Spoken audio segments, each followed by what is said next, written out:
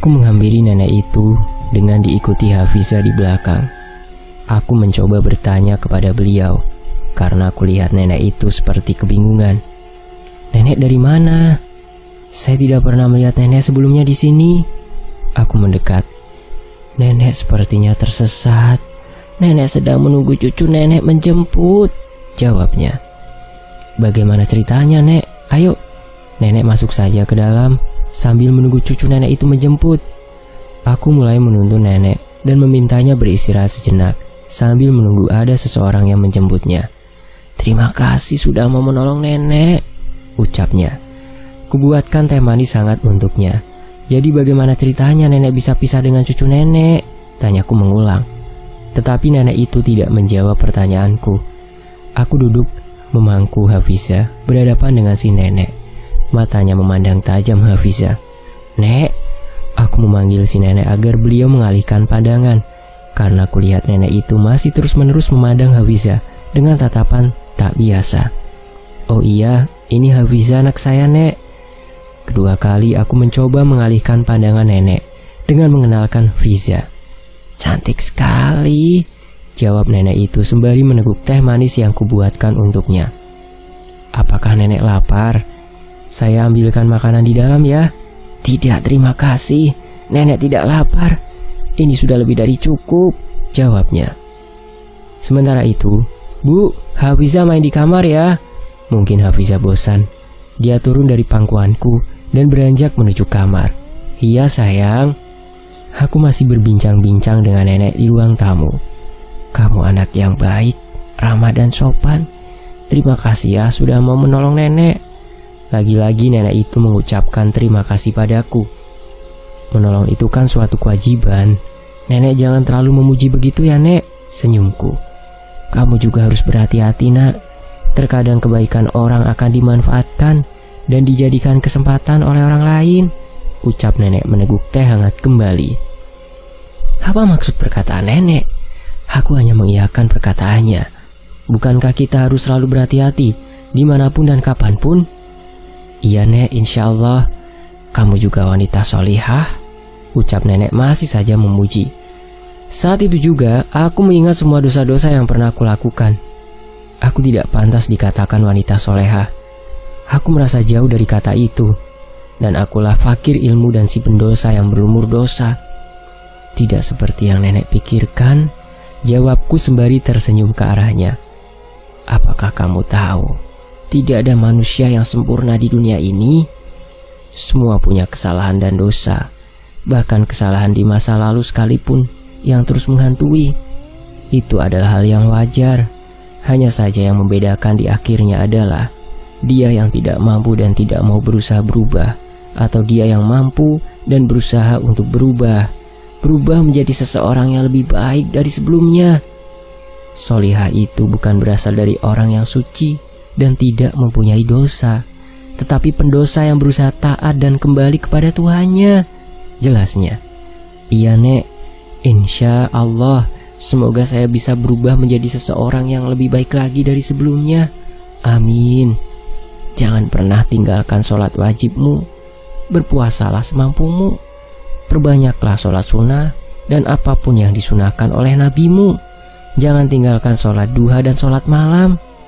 Nenek menasihatiku dan segera melanjutkan perkataannya kembali. "Jika kamu menginginkan kemudahan dan kelancaran rezeki, lakukanlah. Dan jika kamu menginginkan sesuatu yang lain di sholat malammu, mintalah.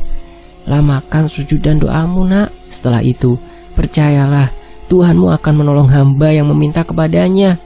Tugas kita hanya bersabar, menunggu apa yang kita ingin tercapai." Aku tidak tahu apa maksud dari perkataan nenek. Seolah dia mengetahui semuanya tentangku. Atau mungkin nenek itu hanya menduga-duga saja. Karena semua manusia memang punya masalah dan keinginan di hidupnya. Sudah, jangan terlalu kamu pikirkan kata-kata nenek. Fokuslah pada tujuan dan niatmu, Nak. Aku semakin tidak mengerti dengan apa yang dikatakan nenek itu padaku. "Nenek punya sesuatu untukmu. Semoga bermanfaat." Nenek mengeluarkan sesuatu dari saku baju yang tertutup jilbab panjang hitamnya. Nenek itu mendekat dan membuka tanganku sembari memberikan sesuatu yang terbungkus kantong kresek hitam. Apa ini? Nenek tidak perlu memberikan ini. Kamu orang baik. Nenek bersyukur sekali bertemu denganmu. Simpan saja pemberian nenek. Semoga bisa memberikan manfaat dan membantumu. Nenek itu kembali ke tempat duduknya semula. Pemberian nenek sekarang sudah ada di genggamanku. Aku akan menerima pemberian nenek ini, dan insya Allah akan saya simpan baik-baik. Masih terus kupandangi sesuatu pemberian nenek. Sesuatu yang terbungkus kantong kresek berwarna hitam yang saat ini berada di tanganku. Ibu, nenek tadi kemana? Sudah pulang ya, Bu? Tanya Hafizah keluar dari kamar dengan membawa bonekanya. Aku menjawab ke arah Hafizah. Belum, ini Nen. Aku menoleh ternyata nenek itu sudah tidak ada di sini. Kemana nenek itu pergi? Ya Allah, siapa sebenarnya beliau? Di sisi lain, Assalamualaikum. Waalaikumsalam. Ye, nenek sama kakek pulang, bawa apa ini? Wah, terlihat Fiza sangat senang melihat kepulangan nenek dan kakeknya. Sudahlah, berpikir positif aja. Mungkin nenek tadi sudah pulang dan lupa berpamitan denganku. Wah, Fiza dari tadi nungguin nenek sama kakek ya ternyata. Kuambil ibu dan bapak. Kuambil keranjang yang dibawa mereka. Kami memang menanam berbagai macam sayuran di kebun. Mulai dari sawi, kangkung, bayam, kacang, pepaya, daun singkong, tomat, dan buah-buahan. Hafizah sibuk memilih buah jeruk yang dibawa oleh neneknya. Kuletakkan sesuatu pemberian nenek misterius tadi di dalam kamar. Kuletakkan sesuatu itu di atas lemari plastik milik Hafizah dan beranjak pergi ke dapur, mulai memasak untuk makan malam nanti. Apa sesuatu yang diberikan nenek misterius itu kepada Ratih? Seusai makan malam, seperti biasa aku harus menyiapkan bahan untuk persiapan besok pagi, agar siangnya bisa langsung dijualkan keliling.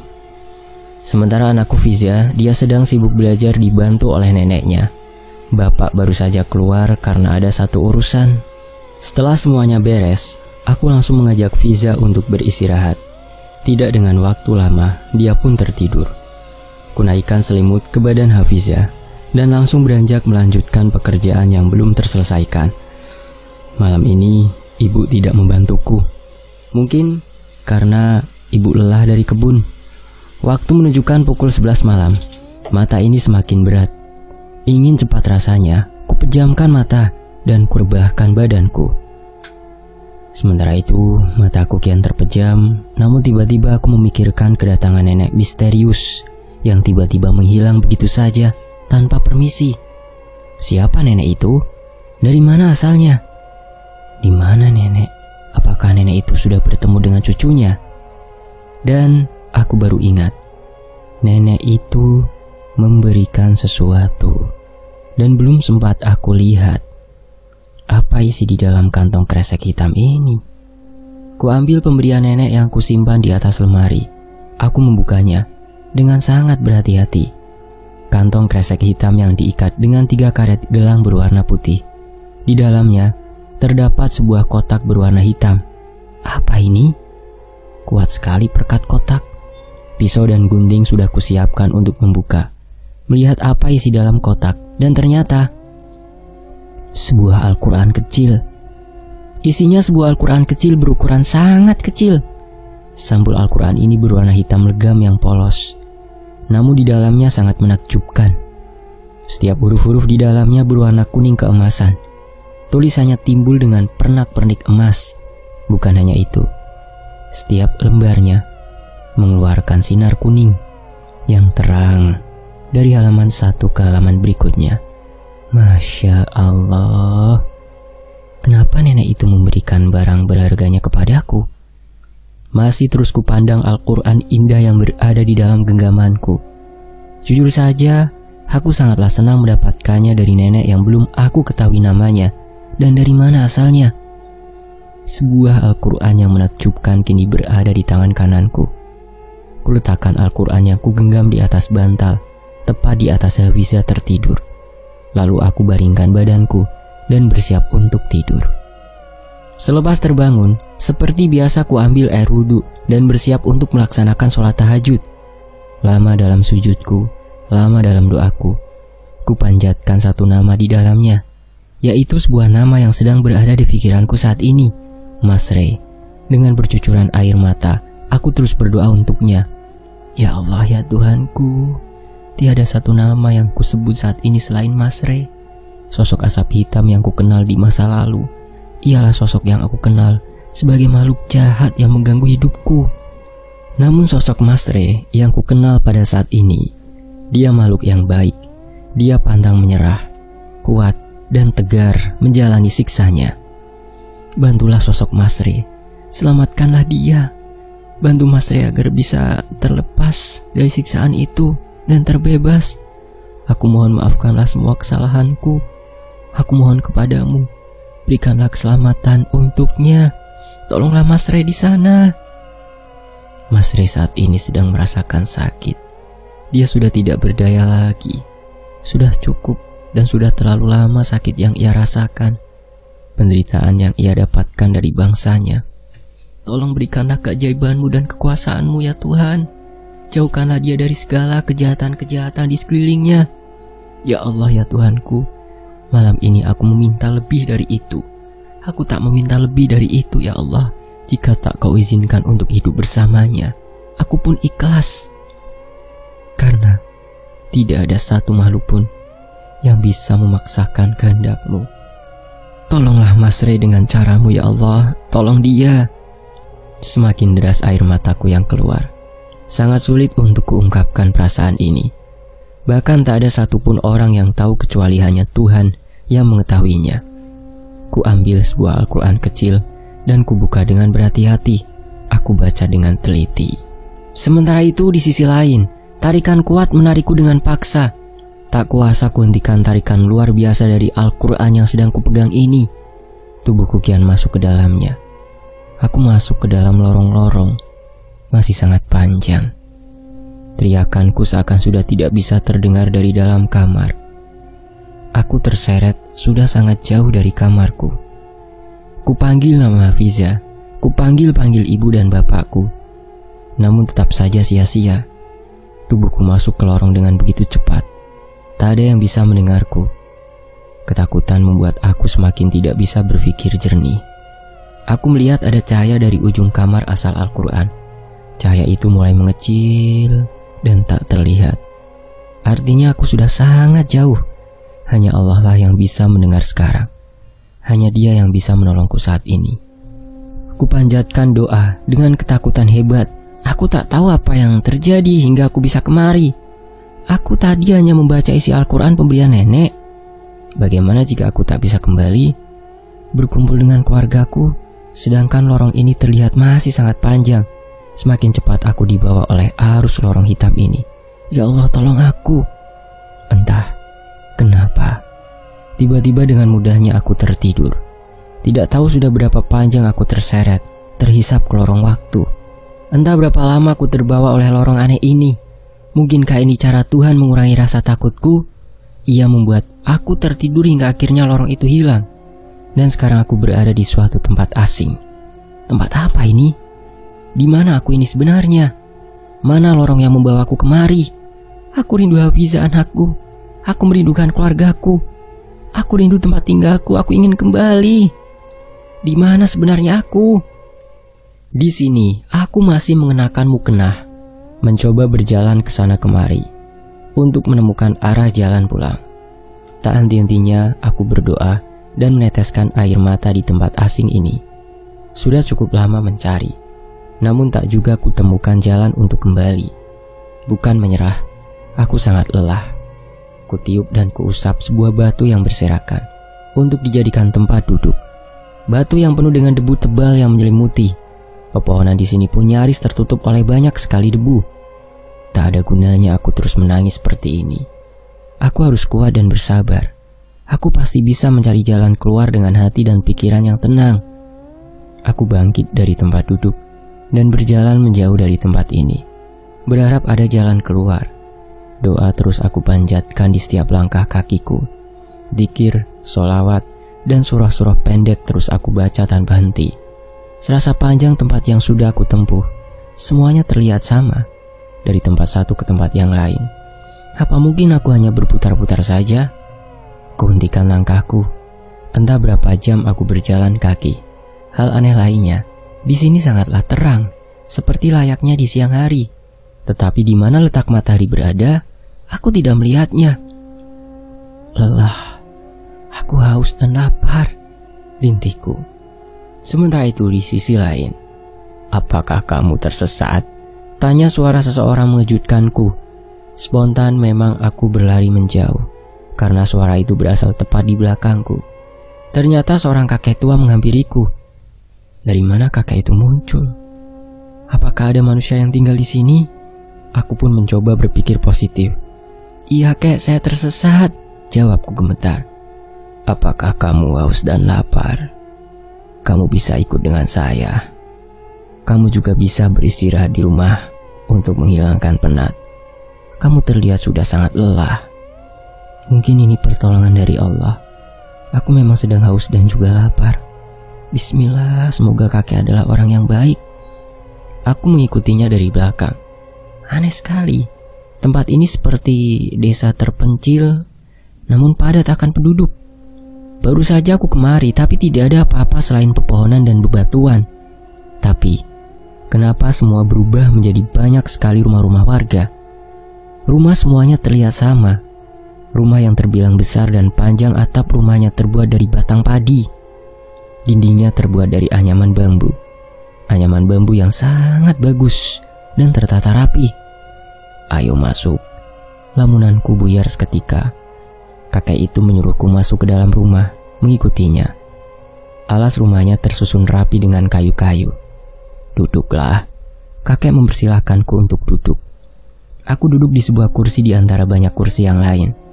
Baru sekali ini aku melihat kursi yang dibuat begitu unik. Makan dan minumlah. Habiskan dalam waktu 15 menit. Kakak itu menyuruhku untuk bersegera. Aneh sekali. Kenapa harus dengan waktu 15 menit? Karena rasa haus dan lapar, akhirnya aku bersegera mulai makan dan minum. Terima kasih, kek. Jawabnya. Kakak itu berlalu pergi ke belakang. Mungkin ia sedang memberi waktu untuk aku lebih leluasa makan tanpa ada rasa malu. Makanannya sangat lezat. Bumbu rempah-rempah terasa lekat di lidah. Lalu siapa yang memasak makanan ini? Apakah kakek itu sendiri ataukah ada istrinya di rumah ini? 15 menit ku habiskan satu piring makanan yang sudah diambilkan kakek tanpa sisa. Kakek itu mengambilkan porsi yang pas untukku. Tidak terlalu banyak dan tidak terlalu sedikit. Aku juga menghabiskan 1 gelas air putih tanpa sisa, seperti yang kakek itu katakan. Aku bangkit dari tempat duduk, sembari membawa piring dan gelas untuk kucuci. Aku masuk ke belakang karena mencari kakek tadi. Panjang sekali. Rumahnya lebih panjang dari yang kupikirkan. Kek, kakek. Aku terus memanggil kakek, tetapi dia tidak menyahutku. Di mana dia?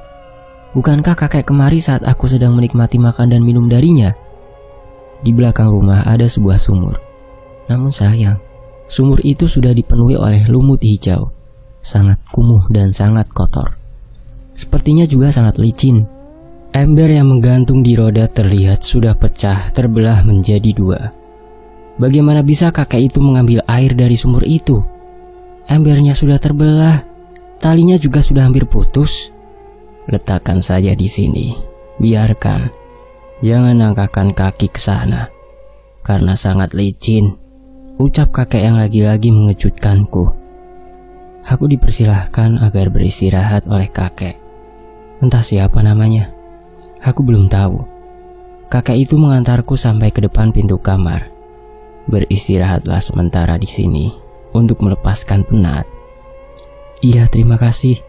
Kalau boleh tahu siapa nama kakek? Thohir, jawabnya. Kakek berlalu pergi tanpa permisi setelah membukakan pintu kamar untukku beristirahat. Sudahlah, setidaknya aku sudah tahu nama kakek tersebut, kakek Thohir. Sementara itu aku berjalan ke arah ranjang, kurebahkan badan dan memejamkan mata. Jujur aku memang sangat lelah.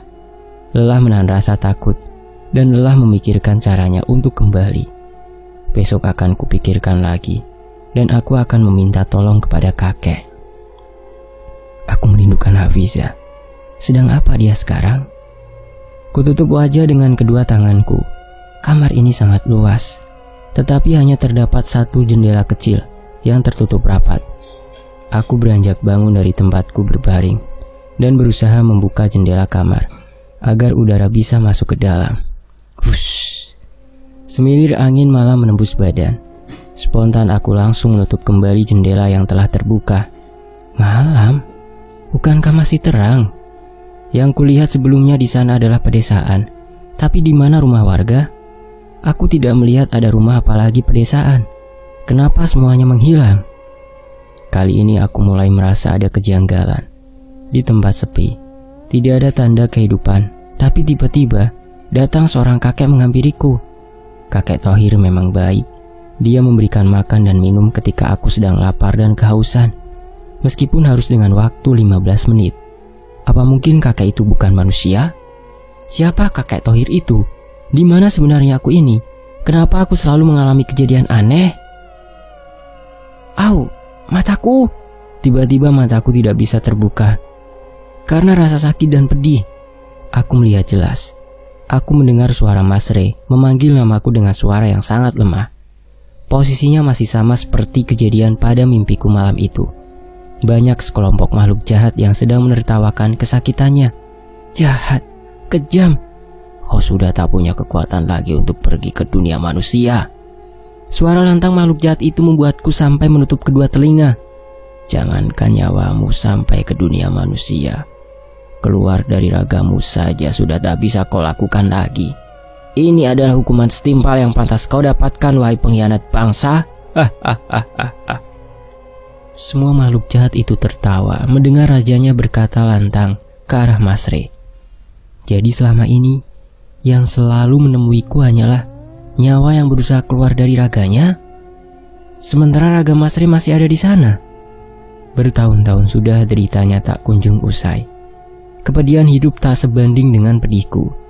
Aku berjuang menghidupi anakku setelah kepergian Mas Yadi. Sementara Mas Re harus berjuang mati-matian memperjuangkan hidupnya karena memberikan Hafizah padaku. Apa yang harus aku lakukan sekarang? Aku memanggil nama Mas Re dalam keadaan mataku terpejam. Namun tidak ada jawaban darinya. Mas Re memang terlihat sudah sangat lemah. Apakah mungkin sudah hilang semua kekuatannya? Apa yang harus aku lakukan sekarang untuknya, ya Allah? Sementara itu, mataku dapat kubuka kembali.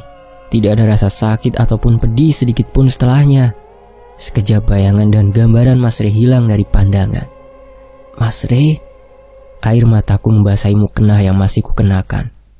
Aku segera beranjak keluar kamar dengan tergesa-gesa.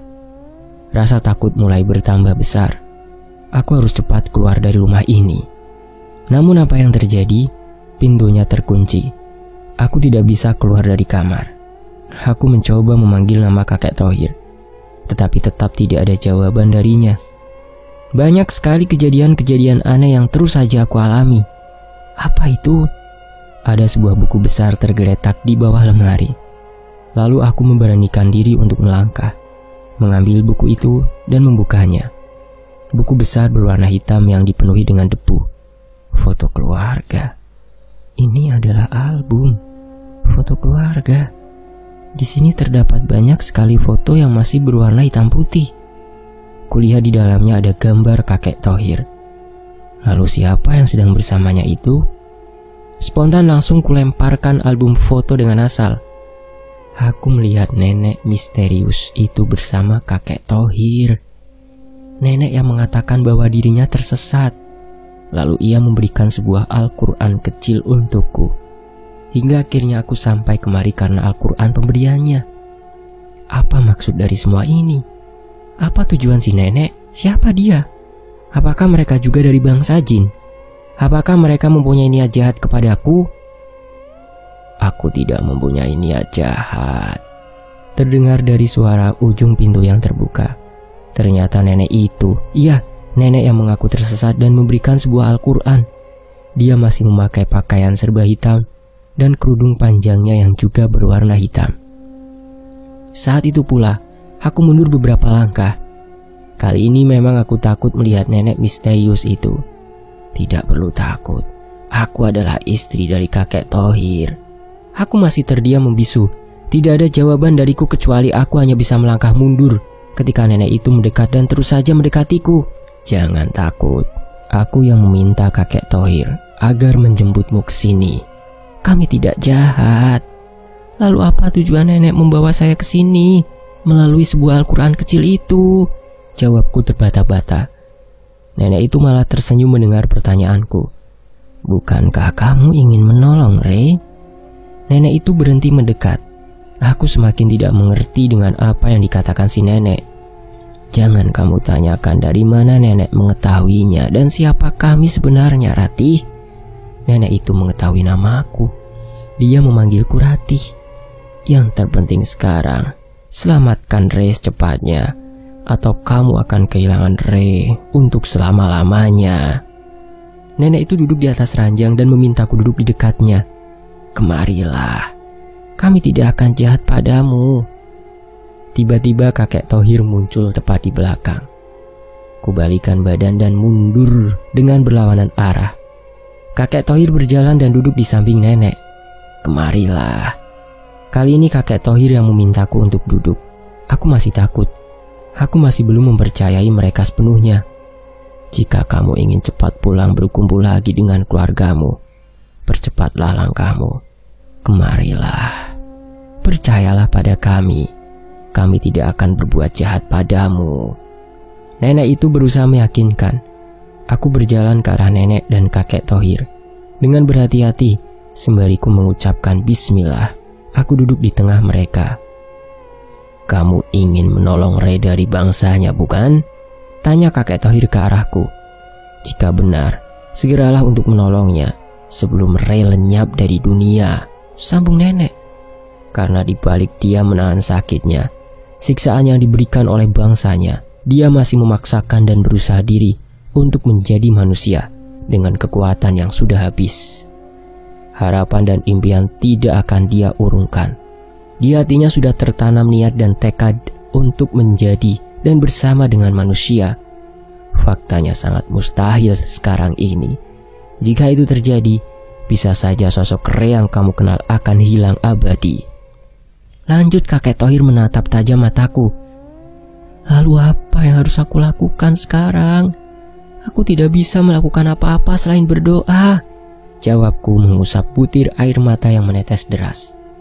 Berusahalah, karena hanya kamu yang bisa menolongnya. Kamu adalah orang yang mampu merubah takdirnya. Kamu adalah wanita yang dicintainya. Kamu wanita yang menumbuhkan rasa cinta dan tekad di hatinya. Percayalah, cintanya lebih tulus dari seorang manusia. Hanya ada satu cara untuk menolong Rey saat ini. Nenek itu berdiri dari tempat duduknya. Apa itu? Katakan, Nek. Kamu harus mendapatkan sedikit darah yang keluar dari Ibu Retno ketika ia harus kehilangan nyawanya dan bayi laki-lakinya. Saat itu kamu akan menyaksikan detik-detik Ibu Retno terbunuh oleh makhluk jahat yang sekarang ini ikut menyiksa Rey. Hingga akhirnya Rey dijadikan bangsa jin sebelum ia dilahirkan ke dunia. Darah? Tanyaku masih belum mengerti. Ya, darah. Kamu harus mendapatkan darah itu, walaupun hanya sedikit, untuk membantu mempermudah niatnya menjadi manusia dan hidup kembali mewujudkan impiannya itu. Lalu bagaimana dengan makhluk jahat itu? Tanyaku ke arah nenek yang kembali duduk di dekatku. Bukankah telah aku berikan sebuah Al-Quran kecil untukmu? Bacakan Al-Quran yang aku berikan padamu. Percayakan semuanya akan baik-baik saja. Di mana Al-Quran kecil itu? Bukankah aku telah masuk ke dalamnya sampai sejauh ini? Ternyata Al-Quran pemberian nenek itu berada di saku baju gamisku. Mengapa aku baru menyadarinya? Jika terdapat warna hitam dan gelap di sekeliling pandanganmu, buka dan bacalah. Maka Al-Quran itu akan mengeluarkan cahaya hingga kamu mudah dalam membacanya. Lalu bagaimana caranya aku bisa mendapatkan darah Ibu Retno? Kali ini, kakek Thohir yang menjawab pertanyaanku. Kami akan kirim kamu ke masa lalu. Hah? Masa lalu? Masa di mana detik Ibu Retno harus diambil nyawanya secara paksa oleh bangsa jin pesugihan dalam keadaan hamil besar. Jawab nenek itu dengan nada sedikit lantang. Jika kamu bersedia, akan kami kirim ke masa lalu besok pagi. Mereka tidak akan melihatmu di sana. Hanya kamu saja yang bisa melihat kehidupan di masa itu, lanjut kakek. Tanpa pikir panjang, aku langsung mengiyakan apa yang telah dijelaskan dan dikatakan mereka. Iya, aku bersedia. Tidurlah dahulu, kamu memerlukan istirahat untuk persiapan besok. Nenek dan kakek Thohir berdiri dari tempat duduk dan berlalu pergi. Setelah itu rasa takutku sedikit mulai berkurang. Hatiku sudah mulai tenang. Mungkin aku merasa aneh karena ini memang bukan duniaku, dan mereka pun memang bukanlah manusia sepertiku. Aku harus segera tidur dan mempersiapkan diri untuk hari esok. Bersambung. Bagaimana proses time traveler Ratih untuk menuju ke masa lalu demi mengambil sesuatu yang diperlukan untuk menyelamatkan Rey? Nantikan di bagian berikutnya, hanya di Tony FS. Terima kasih teman-teman, terima kasih Kak Nurwati Ningsih. Saya pamit, wassalamualaikum warahmatullahi wabarakatuh. Semoga terhibur.